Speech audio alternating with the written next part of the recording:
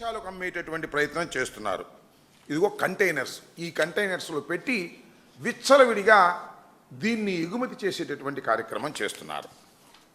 ఇది కూడా ఇదిగో చూడండి, లోపల నిల్వ ఉంచిన 1,89,000 కేజీల గోమాంసం.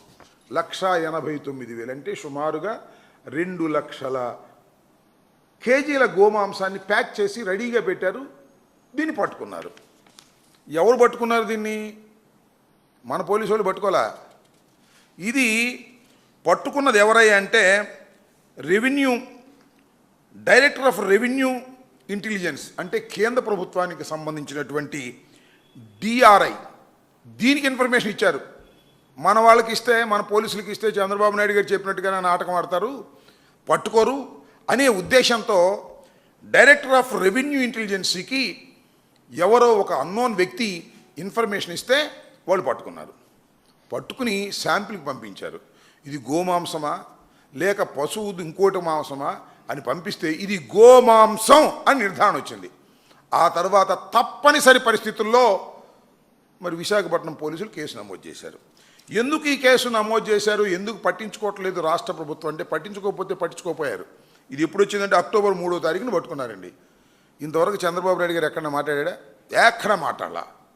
కానీ హిందూ ధర్మాన్ని గురించి మాత్రం అడ్డం పెట్టుకొని వైఎస్ఆర్ కాంగ్రెస్ పార్టీ మీద బురద జల్లడానికి, వైఎస్ఆర్ కాంగ్రెస్ పార్టీ మీద నీచంగా ప్రచారం చేయడానికి మాత్రం చంద్రబాబు నాయుడు గారు నిత్యం పనిచేస్తారు. కానీ గోవుల్ని హత్య చేసి, గోవులు వధ చేసి ఇతర దేశాలకు పంపుతున్నటువంటి మాంసాన్ని పట్టుకుంటే దీని మీద పొన్నెత్తి మాట్లాడింది ఒకటి ఇంతవరకు మాట్లాడాల. ఎందుకు మాట్లాడలేదు, ఏంటి కథ కమామేషం తెలుసుకోవాల్సిన అవసరం ఉంది. ఇది ఎవరిదే అంటే సుబ్రహ్మణ్య గుప్తా అంట, దీనికి సంబంధించినటువంటి యజమాని. ఆయన ఎవరో తెలుసా? మన బాపట్ల వరమ గారు ఉన్నాడు కదా, ఎమ్మెల్యే, ఆయనే బాగా సన్నిహితుడు. ఇదిగో ఆయనతో దిగిన ఫోటోలు. ఖచ్చితంగా అంటే తెలుగుదేశం బ్రాండ్, తెలుగుదేశానికి సంబంధించినటువంటి వ్యక్తి. తెలుగుదేశానికి సంబంధించినటువంటి వ్యక్తి హిందువులకు అతి పవిత్రమైనటువంటి గో వధ చేసి పుంఖాలుగా ఇతర దేశాలకు సరఫరా చేసి డబ్బు సంపాదించుకుంటే మాత్రం ఏమీ అనడు మన చంద్రబాబు నాయుడు గారు. కానీ కల్తీ లేని నెయ్యిని కల్తీ కలిగిందని, లడ్డూలో గోమాంసం ఉందనో లేకపోతే మరొక మాంసం ఉందనో, మాంసపు యొక్క నీడలున్నాయనో మాత్రం అద్భుతంగా ప్రచారం చేసేటటువంటి కార్యక్రమం ఇవాళ చంద్రబాబు నాయుడు గారు చేస్తున్నారు. నేను అడుగుతా ఉన్నా, చంద్రబాబు నాయుడు గారు, మన రాష్ట్రంలో ఇంత దారుణంగా హిందూ మతాన్ని దెబ్బతీసే విధంగా గోవుల్ని హత్య చేసి మాంసాన్ని తయారు చేసి ఇతర రాష్ట్రాలకు పంపించేటటువంటి కార్యక్రమం జరుగుతూ ఉంటే ఇప్పుడు జరుగుతుందో చెప్పలేం. మొన్న మాత్రమే పట్టుకున్నారు. అంతకుముందు ఎన్ని సంవత్సరాల నుంచి ఇది జరుగుతుందో ఇన్వెస్టిగేషన్ చేయాల్సినటువంటి బాధ్యత ఉందా లేదా? కేసు రిజిస్టర్ చేశారు. వాళ్ళు అడుగుతూ ఉన్నారు, ఎవరు? డిఆర్ఐ వాళ్ళు అడుగుతున్నా కూడా ఏం మాట్లాడు. ఇంతవరకు అరెస్ట్ చేయలేదు. ఈ యజమాన్యాన్ని అరెస్ట్ చేయలేదు, ఆ సుబ్రహ్మణ్య గుప్తాని అరెస్ట్ చేయలేదు. ఎవరిని అరెస్ట్ చేయకోకుండా వాళ్ళని ప్రొటెక్ట్ చేసేటటువంటి కార్యక్రమం వల్ల చంద్రబాబు నాయుడు గారు చేస్తున్నారంటే నీకు హిందూ మతం పట్ల ఏ విధమైన గౌరవం ఉంది? ఏమీ గౌరవం లేదు. హిందూ మతాన్ని అడ్డం పెట్టుకొని వైఎస్ఆర్ కాంగ్రెస్ పార్టీ మీద బురద జల్లేటటువంటి గౌరవం మాత్రమే మీకు కనిపిస్తూ ఉంది తప్ప మరొకటి కనిపించడం లేదనేది కూడా ఈ సందర్భంగా నేను చెప్పదలుచుకున్నా. పోనీ నువ్వు మాట్లాడకపోతే మాట్లాడపోయావు, నీ తెలుగుదేశం వాళ్ళు బీజేపీలో అయ్యారు కదా, వాళ్ళు కూడా మాట్లాడిన సందర్భం లేదు. పురంధరేశ్వరి గారు ఆమె మాట్లాడదు, బీజేపీలో ఉంది, హిందూ మతం కావాలని, హిందూ మతం గురించి ప్రచారం చేసే వ్యక్తులు, హిందూ మతం చాలా గొప్పదని చెప్పే వ్యక్తులు, వాళ్ళు మాత్రం మాట్లాడరు. అలాగే సుజనా చౌదరి మాట్లాడు. బీజేపీలో మరి ఉన్నటువంటి మాధవన్, ఆయన బీజేపీ అధ్యక్షుడు, ఆయన కూడా విశాఖపట్నంలో జరిగితే ఇంత ఘోరమైనటువంటి దాన్ని ఆయన మాట్లాడు. ఎవరు మాట్లాడరు. వాళ్ళని రక్షించేటటువంటి కార్యక్రమం చేస్తున్నారు. ఇది చాలా దుర్మార్గం. అంటే దీన్ని బట్టి అర్థమవుతున్న అంశం ఏంటంటే హిందూ మతాన్ని అడ్డం పెట్టుకుని రాజకీయం చేయడానికి చంద్రబాబు నాయుడు గారు ముందుకొస్తారు. కానీ హిందూ మతానికి అపచారం జరిగినప్పుడు, హిందూ మతానికి అగౌరవం జరిగినప్పుడు ఏ మాత్రం మాట్లాడరు. సరిగదా?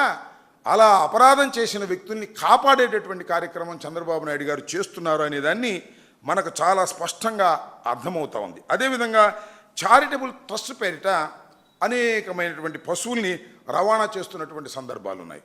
వాటి మీద కంప్లైంట్స్ వచ్చాయి. చివరికి హోమ్ మినిస్టర్ గారికి సంబంధించిన వ్యక్తులు కూడా ఈ పశువుల్ని ఓవుల్ని రవాణా చేసి వదకు పంపుతున్నారు అని అనేక కంప్లైంట్స్ ఉన్నప్పటికీ కూడా పొన్నెత్తి మాట్లాడే పని లేదు.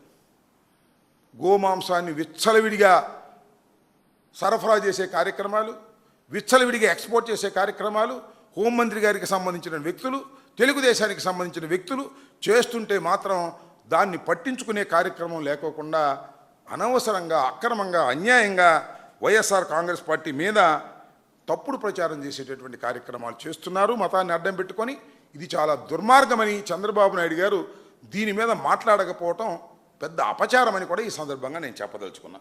సరే, చంద్రబాబు నాయుడు గారు మాట్లాడకపోయాడు. కూటమిలో ముఖ్యంగా భారతీయ జనతా పార్టీకి సపోర్టర్గా ఉన్నటువంటి వ్యక్తి, జనసేన పార్టీ అధినాయకుడు, సనాతని, ఆయన కూడా మాట్లాడండి. ఇంకేదైనా కావాలంటే మా మీద మాట్లాడటానికి రెడీ అవుతాడు. చంద్రబాబు నాయుడు గారు చెప్పడం మా మీద కాలు దువ్వి మాట్లాడేటటువంటి కార్యక్రమాలు చేస్తాడు. నేను సనాతన అని చెప్పి మొత్తం దక్షిణ భారతదేశంలో సనాతనాన్ని ప్రచారం చేస్తానని చెప్తున్నాడు. కానీ మన రాష్ట్రంలో గోవధ జరిగి గోవుల మాంసాన్ని ఇతర రాష్ట్రాలకు ఎగుమతి చేసేటటువంటి ఒక పరిశ్రమలాగా తయారవుతున్నటువంటి తెలుగుదేశం నాయకులు చేస్తున్నటువంటి విషయాన్ని మాత్రం ఖండించిన పాపాన పోలేదు ఇవాళ చంద్రబాబు నాయుడు గారికి మద్దతు ఇస్తున్నటువంటి పవన్ కళ్యాణ్ గారు. కనీసం మీరైనా మాట్లాడండి స్వామి. నేను సనాతని అని చెప్పి మీరు చెప్పుకునేటటువంటి కార్యక్రమాలు చేస్తున్నారు కదా, ఇలాంటప్పుడు మాత్రం మీరు మాట్లాడరా? మతాన్ని మా మీద ఎగదోలటానికి ప్రయత్నం చేసేటటువంటి సంఘటనలకే మీరు ప్రోత్సహిస్తున్నారు తప్ప నిజంగా ఇలా ధర్మంగా జరుగుతున్నటువంటి, న్యాయంగా జరుగుతున్నటువంటి పోరాటాలకి వాళ్ళ హిందువులందరూ బాధపడుతున్నారు. ఇదేంటి, మనం విశాఖపట్నంలో గోవధ జరగడం ఏంటి, ఇక్కడి నుంచి మాంసాన్ని సరఫరా చేయటం ఏంటి, ఇది ఎంత అన్యాయం, ఇది హిందువులకు ఎంత అగౌరవం అని భావిస్తుంటే దాని గురించి మాత్రం సనాతని మాట్లాడు, కూటమి ప్రభుత్వంలో ఎవరు మాట్లాడరు, ఎవ్వరు మాట్లాడే పరిస్థితిలో లేకపోవటం చాలా దురదృష్టకరమైనటువంటి విషయంగా నేను భావిస్తూ ఉన్నా. అంతేకాదు, ఇంకా లడ్డు గురించి మాత్రం బ్రహ్మాండంగా మాట్లాడతారండి. మొన్న 2 రోజుల పాటు జేఈఓ ధర్మారెడ్డి గారిని సిట్టు విచారణకు పిలిచింది. ధర్మారెడ్డి గారు సిట్టు విచారణకు వెళ్ళారు. ఆయన లోపల ఉండగానే మీ దుంపదేగా ఏం పోయే కాలం వచ్చిందో నాకు అర్థం కాల.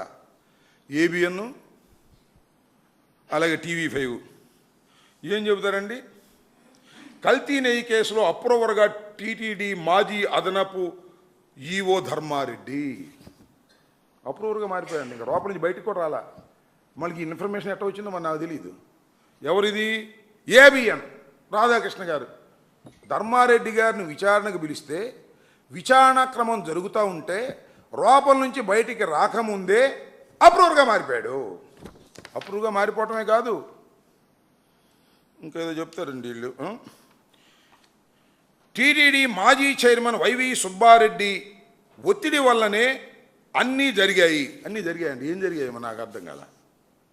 సుబ్బారెడ్డి మీద నెట్టేశారని, సుబ్బారెడ్డి గారి ఒత్తిడి చేయటం వల్లనే జేఈఓ గారు ఈ కార్యక్రమాలన్నీ చేశారు. ఏ కార్యక్రమాలు నాకు అర్థం కాదు. అసలు కార్యక్రమమే లేదు అక్కడ అవినీతియే లేదు, అక్కడ కల్తీ నెయ్యే లేదు, కల్తీ లడ్డూనే లేదు, లేకపోయినా అన్నీ జరిగిపోయినాయి అనేటువంటి మాట మాట్లాడేటువంటి ప్రచారం అసలు సిట్టు కన్నా కూడా వీళ్ళు ఎక్కువ ఇన్వెస్టిగేషన్ డిపార్ట్మెంట్ లాగా తయారై కల్తీ నెయ్యి వ్యవహారంలో సిబిఐ సిట్టుకు ధర్మారెడ్డి వాంగ్మూలం. ఏబిఎన్ నేను ఇంత నీచమైన స్థితికి దిగజారిపోయేటటువంటి పరిస్థితి చేస్తున్నారు.